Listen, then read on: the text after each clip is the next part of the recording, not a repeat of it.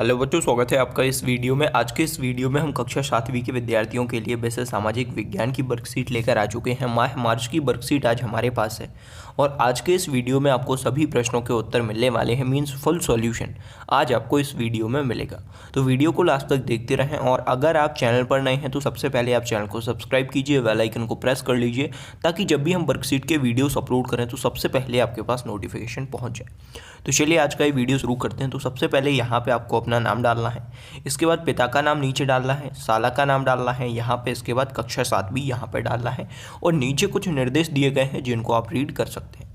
इसके बाद देखिए यहाँ से वर्कशीट पर कार्य प्रारंभ करें, यहाँ से वर्कशीट पर कार्य शुरू हो जाता है और सबसे पहला प्रश्न देखिए, निम्न प्रश्नों के उत्तर दीजिए। अब यहाँ पे कुछ प्रश्न पूछे गए हैं, इनके उत्तर आपको देना है। तो सबसे पहले आ वाला प्रश्न है, क्या कारण है कि कृषि अफ्रीका के निवासियों का मुख्य व्यवसाय होते हुए भी यह महाद्वीप कृषि के क्षेत्र में पिछड़ा हुआ है?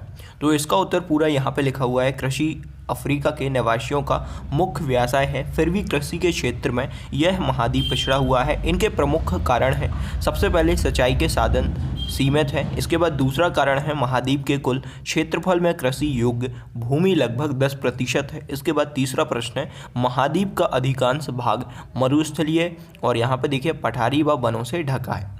तो यही पूरा उत्तर आपको लिखना है। इसके बाद दूसरा प्रश्न देख सकते हैं, अफ्रीका महाद्वीप में यातायात के मार्गों का कम विकास होने के क्या कारण है, इसका वहाँ के जनजीवन पर क्या प्रभाव पड़ा है? तो इसका पूरा उत्तर यहाँ पे लिखा हुआ है, यही पूरा उत्तर आपको लिख लेना है। आप चाहें तो वीडियो को पॉज कर सकते हैं या फिर स्क्रीनशॉट भी ले सकते हैं। चलिए अब हम आगे बढ़ते हैं। यहाँ पे देखिए सवाला प्रश्न आपको स्क्रीन पर दिख रहा होगा, अफ्रीका महाद्वीप में पाए जाने वाले प्रमुख खनिज व उनके उत्पादक देशों की सूची बनाइए। तो यहाँ पे खनिज का नाम आपको लिखना है, इसके बाद प्रमुख उत्पादक देशों के नाम आपको यहाँ पे लिखना है। जैसे कि हीरा तो यहाँ पे लिखेंगे आप जायरे, यहाँ पे देखिए दक्षिण अफ्रीका और यहाँ पे नाम यहाँ पे लिखना है और इसी तरीके से टेबल में आपको लिख लेना है। तो पूरे उत्तर आपको वर्कशीट में लिख देना है। इसके बाद देखिए दूसरा प्रश्न यहाँ से शुरू हो गया है, निम्न प्रश्नों के उत्तर दीजिए। अब यहाँ पे भी कुछ प्रश्न पूछे गए हैं, इनके उत्तर आपको देना है। तो सबसे पहला आवाला प्रश्न है, भक्ति आंदोलन का तत्कालीन समाज पर क्या प्रभाव पड़ा, लिखिए।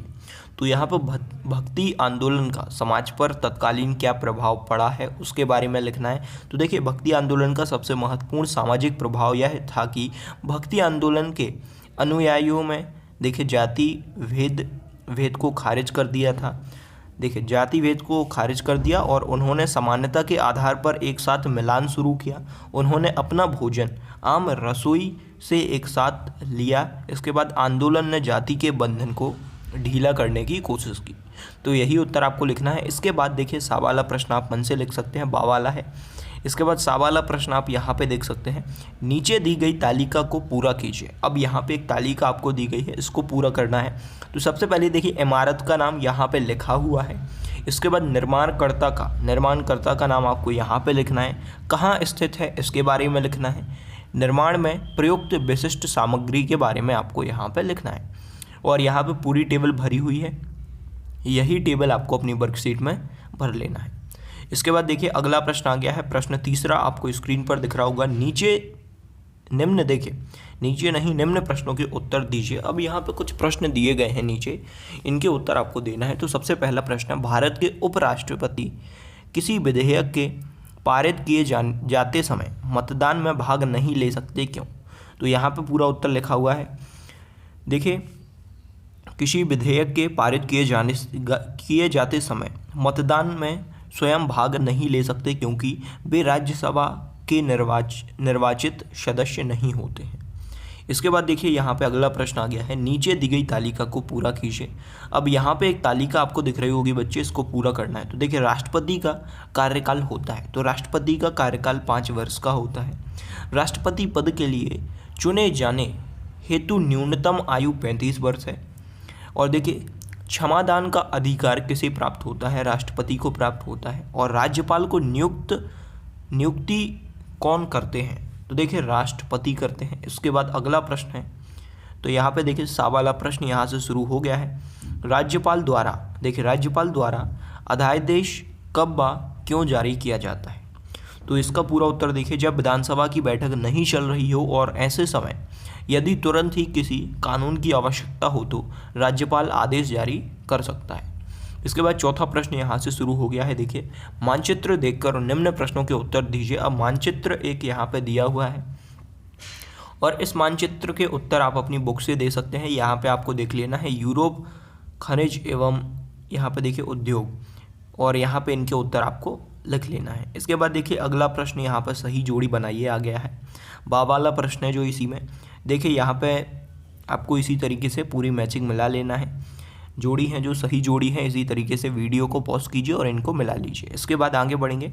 यहाँ से देखिए बच्चों 5वां प्रश्न शुरू हो गया है। निम्न प्रश्नों के उत्तर दीजिए। तो यहाँ पे कुछ प्रश्न दिए गए हैं, इनके उत्तर आपको देना है। तो सबसे पहला देखिए, छत्रपति शिवाजी के अष्टप्रधान के नाम क्या थे? तो यहाँ पे पूरा उत्तर यहाँ पे लिखा हुआ है, यही पूरा उत्तर आपको लिख देना है। इसके बाद अगला प्रश्न देखिए, मुगल कालीन चित्रकला की प्रमुख विशेषताएं लिखिए। तो मुगल कालीन चित्रकला की प्रमुख विशेषताएं यहाँ लिखी हुई हैं। यहाँ पे आप देख सकते हैं पूरी विशेषताएं हैं, यही विशेषताएं आपको लिख देना है। सबसे पहले देखिए, मुगल कालीन चित्रकला में भारतीय तथा फारसी दोनों शैलियों की छाप स्पष्ट दिखाई देती है। इसके बाद मुगल काल में स्थानीय क्षेत्रों में चित्रकला की अनेक नवीन शैलियों, राजस्थानी, पहाड़ी तथा दक्कनी चित्रकला का विकास हुआ है। तो यही पूरा उत्तर आपको लिख देना है। इसके बाद देखिए अगला प्रश्न शुरू हो गया है, प्रश्न सा है। देखिए मुगल काल में आयात निर्यात की जाने वाली वस्तुओं की सूची बनाइए। तो यहाँ पे सूची पूरी लिखी हुई है, यही पूरी सूची आपको अपनी वर्कशीट में लिख देना है। इसके बाद बच्चों आगे बढ़ेंगे और यहाँ पे देखिए प्रश्न 6वां यहाँ से शुरू हो गया है।